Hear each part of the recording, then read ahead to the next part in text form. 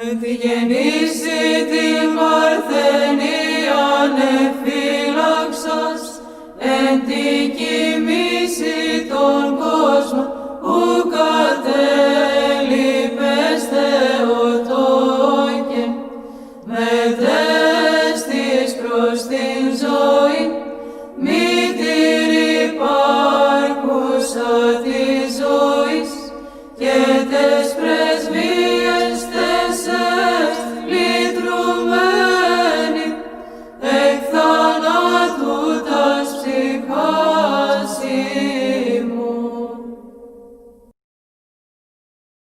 Hello everyone, and welcome to this week's virtual Sunday school lesson. This is Kiddo Greg Kustas. I am a Sunday school teacher at the parish of St. Therapon in Thornlea. I want to start today's lesson by thinking about some of the challenges that we face at being an Orthodox Christian in the 21st century. When we are at church, Sunday school, or even at home, talking about God, His church and His saints is easy and simple. But sometimes we may find that when we're outside of these places, it can be a lot harder to talk about these things. At school, with our school friends, do we talk about God, what we do at church, or what we believe? Or do we get embarrassed and join in on other conversations? It can even be difficult to talk about God with other Greek Orthodox people, especially when we are chatting with friends at places like Greek school or Greek dancing. However, today we don't have to be afraid to speak about God, even if people might mock us or think us strange. Speaking about our faith, at least here in Australia, is a safe thing to do, but this hasn't always been the case for us Greek Orthodox Christians. Today, we will be discussing the life and work of a saint who lived in a time where even speaking to our fellow Christians about God would be punished. This saint is Kosmas the Aitolian. Saint Kosmas was born in the year 1714 in a small village in the region of Aitolia.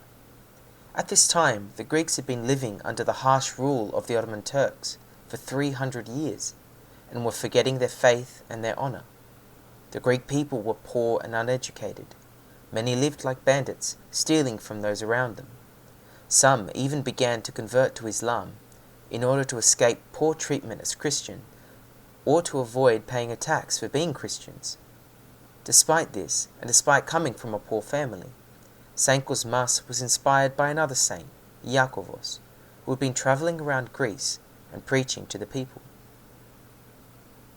Saint Kosmas knew that he could not serve God and his people without a proper education. So when he turned 20, he left his home and travelled to Mount Athos and joined a special school called Athoniada, eventually becoming a monk. He lived for 17 years on the mountain until finally he was ready to begin his work. The Greek people were not just poor, but suffering in the spirit as well. Many villages did not have priests to even baptize children with, or to perform marriages and funerals. With this in mind, St. Kosmas began his missionary travels around Greece, first going to Constantinople and receiving the blessing of the Patriarch for his work. He began the first of 4 journeys that would take him across mainland Greece, the Greek islands, and across regions of Albania that many Greeks lived in. When St. Kosmas arrived in a village, he had almost nothing with him, other than the clothes on his back, and a stool that he carried. Coming to the village, he would ask anyone who was around to make him a simple but large wooden cross, and put it in the ground in the center of the village. After they had done this, people would begin to gather around him. Then he would put down his stool in front of the cross, stand on it so that he could see everyone's faces, and begin to preach the word of God. Wherever he went, he inspired the Greeks to become better Christians, encouraging wealthy members of society to build chapels and churches for the baptism of children. He built schools in many places around Greece so that the Greeks might be educated in their own language. The Ottomans and even the Italians who ruled many parts of Greece did not like the Greeks to know how to read and speak Greek properly, as this made ruling over the Greeks more and more difficult. His words and kindness softened the hearts of many who had been criminals, and little by little he smoothed the roughness that had begun to grow in the hearts of the Greeks. However, his work attracted the attention of those who did not want to see the Greeks grow confident in themselves and their faith, and many powerful people began to hate him. In 1779, while preaching in Albania, he was captured by the Ottomans, who called him a spy for the Russian Empire. They did not treat him properly as a prisoner, and did not give him a trial or present any evidence of his guilt, but instead sent him straight to be hanged like a common criminal.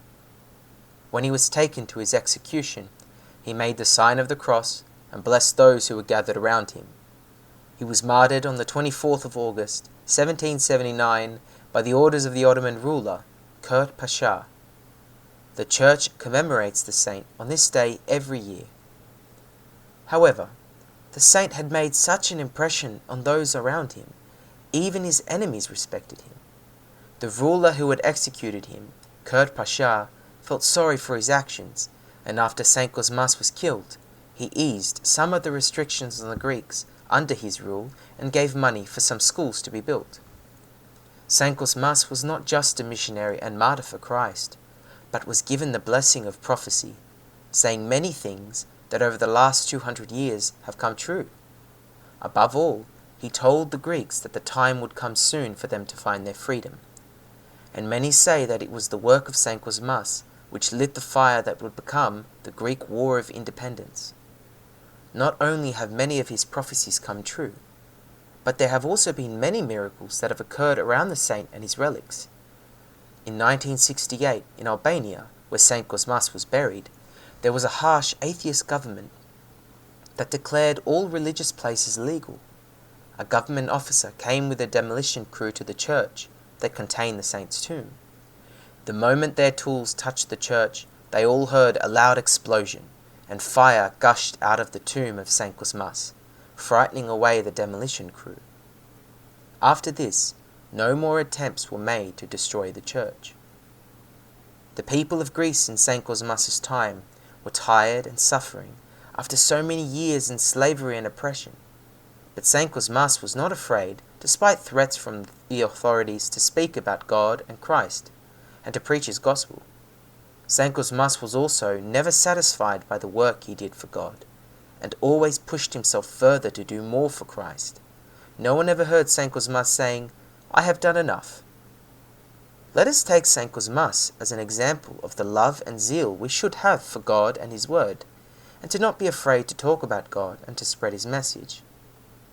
Saint Kosmas, throughout his life, also preached the importance of maintaining our Greek language, heritage, and culture. He knew that our language, together with our faith, was the cornerstone of the Greek people. It is through his work and sacrifice, and the work of those like him, that we can now freely speak our Greek language, as well as learn about God in places like Sunday school. So when we are struggling to learn Greek, or we feel that it isn't important for us, we should remember Saint Kosmas and the lessons he taught. Without our Greek language, we would not be free today. May Saint Kosmas intercede for us and help us in our struggles.